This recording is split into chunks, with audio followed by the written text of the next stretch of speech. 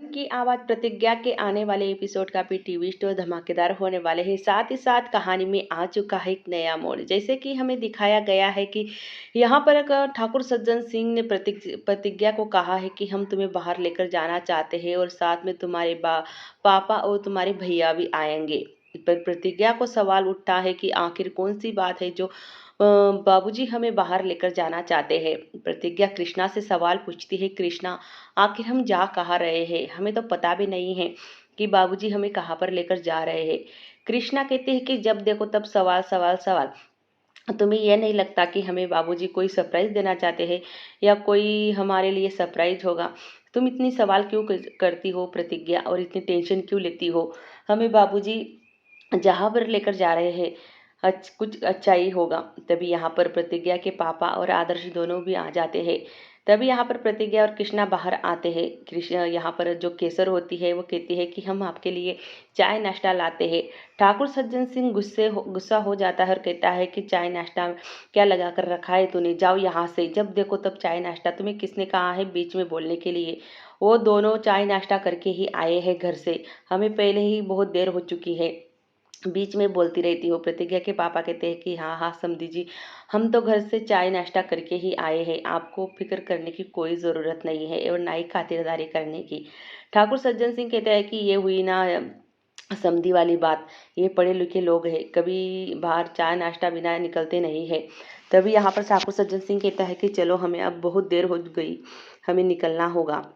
प्रतिज्ञा अपने पापा और भैया की तरफ देखती है और मुस्कुरा देती है। तभी ठाकुर सज्जन सिंह कहता है कि चलो बाबा हमें निकलना होगा। शक्ति भी साथ में होते हैं। यहाँ पर जैसे ही वो बाहर गाड़ी के बाहर उतरते हैं, देखते हैं कि यहाँ पर तो ये टिकट लेने आया है, जहाँ पर चुनाव में खड़ा होना है वहाँ टिकट मिलता है। यहाँ पर प्रतिज्ञा एकदम से हैरान हो जाती है कि यह राजनीति की बातें, मतलब इसकी वजह से हमें बाबूजी यहाँ पर लेकर आए हैं। यहाँ पर जो टिकट देने वाला होता है ठाकुर सज्जन सिंह, उसके पास कहता है कि देखो जो लोग कह रहे थे ना दूसरी बिरादरी की बहू लेकर आया है और उसे अच्छे से नहीं रख रहे हैं, तो देख लो मेरी बहू भी आई है और मेरे समधी भी आए हैं, तो आप उन्हें पूछ ही सकते हो कि हम उन्हें उनके साथ कैसे बर्ताव करते हैं और हमारी बहू को कैसे रखते हैं। ठाकुर सज्जन सिंह कहता है कि हमारी ये बहू है ना, जब से हमारे घर में आई है ना तब से हमारी उन्नति होने लगी है और तब से हमारे घर में खुशियाँ ही खुशियाँ आने लगी है। अब तो इसके पसंद का भी नाश्ता हम मंगवाते हैं और इसी का पसंद का नाश्ता बनवाया जाता है घर में। सारी सुख सुविधा हमारी बहू को मिल रही है और कौन से जो समाज था जो हमें कह रहा था कि ये बहू को ठीक से नहीं रखते।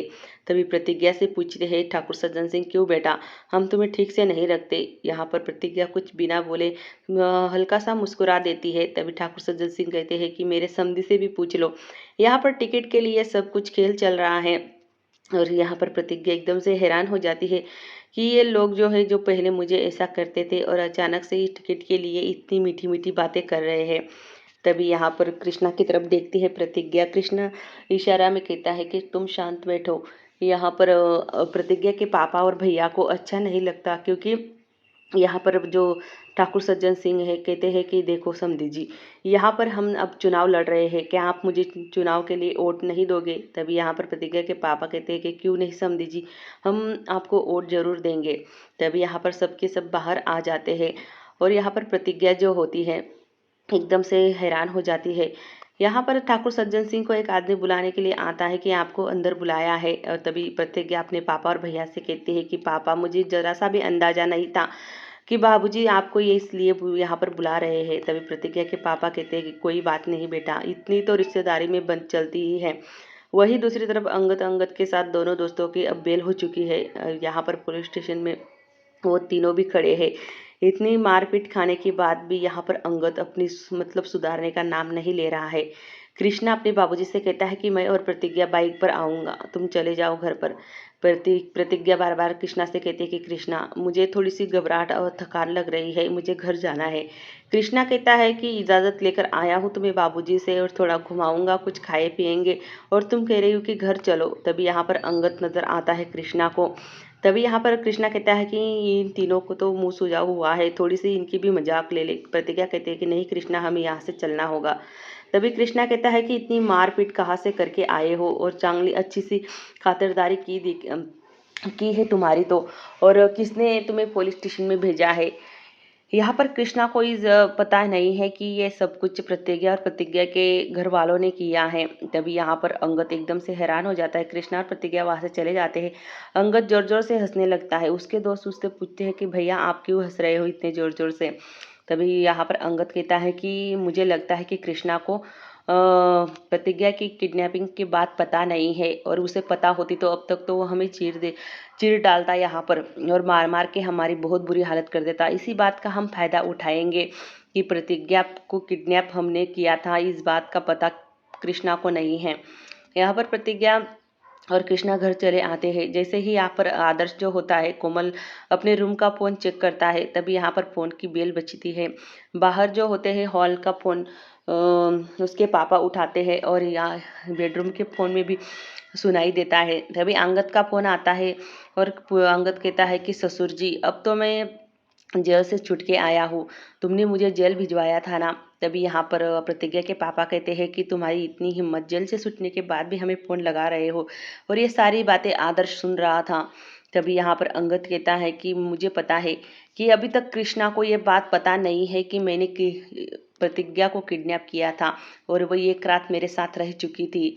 अब मैं जब कृष्णा को बताऊंगा ये सारी बातें, कृष्णा तो मुझे मारेगा ही, पर तुम्हारी बेटी को भी नहीं छोड़ेगा। तुम्हारी बेटी का बसाया बसाया संसार उजड़ जाएगा। तभी यहाँ पर प्रतिज्ञा के पापा कहते हैं कि अंगद तुम ऐसा कुछ नहीं करोगे। अंगद कहता है कि नहीं, मैं तो करूँगा ही, ऐसा ही करूँगा। कृष्णा को जाकर बता दूंगा, चाहे कृष्णा मुझे जान से क्यों ना मार दे, पर मैं कृष्णा को ये बात ज़रूर बताऊंगा। प्रतिज्ञा के पापा काफ़ी मतलब घबरा जाते हैं। वो एकदम से सदमे में आ जाते हैं कि ये अंगद कहीं जाकर कृष्णा को ना बता दे। तभी दूसरी तरफ ठाकुर सज्जन सिंह और शक्ति दोनों घर पर आते हैं, और पेपर में बात छपने के लिए कहते हैं कि हमें टिकट मिल चुका है। तो यहाँ पर गुरु माँ जो होती है वो कहती है कि नहीं सज्जन, इतनी जल्दबाजी नहीं करनी चाहिए, क्योंकि मीडिया वाले जब सामने आ जाएंगे तो प्रतिज्ञा उनके सामने कुछ कही ना दे। इसी वजह से हमें ये चुप मतलब अखबार में नहीं छपना चाहिए। तभी शक्ति कहता है कि बाबूजी आप भी थोड़ी सी खुशी मिली कि नहीं उछलने लगते हो। तभी यहाँ पर अंगद जो होता है वो पुरानी पहाड़ी पर मास्टर जी को मिलने के लिए बुलाता है। तभी यहाँ पर जो प्रतिज्ञा के पापा है वो झूठ बोलकर घर से निकल जाते हैं। तभी यहाँ पर अंगद अपनी मतलब आदर्श अपनी तैयारी कर रहा होता है। उसके पास हॉकी और कुछ चेन होती है। वो इसी चेन और हॉकी के साथ अपनी बाइक पर निकल जाता है उसके पापा के पहले। तभी यहाँ पर घर में खाना खाने की तैयारी रात की चल रही थी, पर प्रतिज्ञा अभी भी परेशान है। यहाँ पर ठाकुर सज्जन सिंह कहता है कि बेटा हमें तुम्हें कुछ सरप्राइज देना है। शादी के बाद हमने तुम्हें कुछ भी नहीं दिया है, और ऐसा तोहफा देंगे तुम्हें कि तुम्हें बहुत पसंद आएगा। कृष्णा पूछता है कि ऐसा कौन सा तोहफा देना चाहते हो तुम अपने बहुरिया को, हमें भी बताओ। तभी ठाकुर सज्जन सिंह कहते हैं कि नहीं, कल हम प्रतिज्ञा को दिखाई देंगे कि इसके लिए कौन सा तोहफा हमने तैयार किया है। वही दूसरी तरफ आरोशी और उसकी मम्मी वेट कर रही है कि यहाँ पर अब तक उसके पापा और भैया कहाँ आए नहीं हैं, और कितनी देर हो चुकी है, कितनी रात भी हो चुकी है। उसकी माँ तभी यहाँ पर कोमल आती है और कहती है कि मुझे तो बहुत भूख लगी है। आदर्श की मम्मी प्रतिज्ञा की मम्मी कहती है कि बेटा अभी तक तुम्हारा पति नहीं आया, और तुम्हारे पति के पहले तुम खाना कैसे खा सकती हो। यहाँ पर जो कोमल होती है कि अब उसके बिना हम खाना भी नहीं खा सकते, उसके बिना हम कुछ नहीं कर सकते। मुझे तो भूख लगी है, मैं तो खाऊंगी, चाहे वो आए या ना आए, और मेरी बला से। यहाँ पर प्रतिज्ञा की जो मम्मी होती है वो गुस्सा हो जाती है कोमल पर, और कहती है कि तुम्हें ऐसे नहीं बोलना चाहिए। यहाँ पर अंगद खड़ा होता है यहाँ पर ऊंची पहाड़ी पर, वो जो पुरानी पहाड़ी होती है। यहाँ पर आदर्श देखता है कि ये अकेला आया है। यहाँ पर प्रतिज्ञा के पापा इधर उधर रिक्शा ढूंढने लगते हैं और कहते हैं कि मुझे उस जगह जाना है। रिक्शे वाला कहते हैं कि उधर तो कुछ भी नहीं है और एकदम सुनसान जगह है, और आप क्यों जाना चाहते हो, मैं तो नहीं जाऊंगा वहाँ पर। आदर्श जो होता है वो अंगद से मिलता है और कहता है कि तुम्हारी इतनी हिम्मत कि तुम मेरी बहन का घर उजाड़ सको और हमें बार बार परेशान कर रहे हो। तभी यहाँ पर अंगद कहता है कि तू क्यों आया यहाँ पर, मैंने तो तुम्हारे पापा को बुलाया था, अच्छा हुआ तुम भी आ गए। तो तुमने भी मुझे चाटा मारा था ना, आज तो मैं पूरा बदला लेकर रहूंगा। अंगद कहता है कि तू क्या बदला लेगा, आज तो तू मेरे हाथ से नहीं बचेगा। तभी यहाँ पर दोनों में हाथापाई होती है, दोनों एक दूसरे को मारने लगते हैं। तभी यहाँ पर जो प्रतिज्ञा के पापा है वो आ जाते हैं और कहते हैं कि नहीं बेटा, ऐसे नहीं करना चाहिए, तुम्हें छोड़ो आदर्श उसे, हम उसे मिलने आए थे। तभी यहाँ पर आदर्श कहता है कि नहीं पापा, आप यहाँ पर क्यों आए, ये बार बार हमें धमकी देता है, बार बार हमारा हमारा जीना मुश्किल कर दिया है इसने। तभी यहाँ पर अंगद उठता है, उसके पास एक छुरा होता है, वो पीछे से पकड़ लेता है आदर्श को और कहता है कि देखा मास्टर जी, तुम्हारे बेटा आज मेरे हाथ से बच के नहीं जाएगा और मैं इस बात का सारा बदला लेकर रहूँगा। तुम्हारी बेटी ने जो मुझे चाटा मारा था सबके सामने, मेरी मर्दांगी पर उसने हाथ उठाया था ना, तो आज मैं सारी कसर पूरी करूँगा और तुम्हारे बेटे को देखो आज मैं। तभी यहाँ पर उसके आदर्श के पापा कहते हैं कि मेरे बेटे को छोड़ दो। तभी यहाँ पर अंगद कहता है कि नहीं, ऐसे नहीं छोड़ूंगा मैं तो मेरा बदला लेकर रहूंगा। तभी वो आदर्श के पापा कहते हैं कि आखिर तुम्हें क्या चाहिए। यहाँ पर अंगद कहता है कि मुझे 5 लाख भी चाहिए और तुम्हारी बेटी भी चाहिए, आरुषि के साथ मेरी शादी भी करवा देनी होगी आपको। तभी यहाँ पर जो मास्टर जी है कहते हैं कि नहीं। पर तब यहाँ पर जो आदर्श है वो अंगद को धक्का देता है, अंगद का पैर फिसल कर वो नीचे गिर जाता है और एक पत्थर को पकड़ लेता है। तभी यहाँ पर प्रतिज्ञा के पापा उसे हाथ देते हैं। यहाँ पर आदर्श कहता है कि पापा उसका हाथ छोड़ो, ये बहुत नीच आदमी है और ये कभी भी हमें परेशान करता है। यहाँ पर उसका हाथ जो मतलब छूट जाता है मास्टर जी से और यहाँ पर अंगद जो होता है वो नीचे गिर जाता है। यहाँ पर प्रतिज्ञा के पापा अपने आप को दोष देते हैं और कहते हैं कि मैंने मारा है अंगद को, मैंने खून किया है उसका। आदर्श बार बार समझाते हैं कि नहीं पापा, ये सिर्फ एक्सीडेंट था, एक एक हादसा था, आपने कुछ नहीं किया, उसका पैर फिसला और वो नीचे गिर गया, आपने ऐसा कुछ भी नहीं किया है। पर उसके पापा मानने के लिए तैयार ही नहीं है, कह रहे हैं कि नहीं, ये सब कुछ मैंने ही किया है और मेरी वजह से ही आज अंगद की जान गई है। तभी यहाँ पर आदर्श जो होता है वो अपने पापा को संभालता है।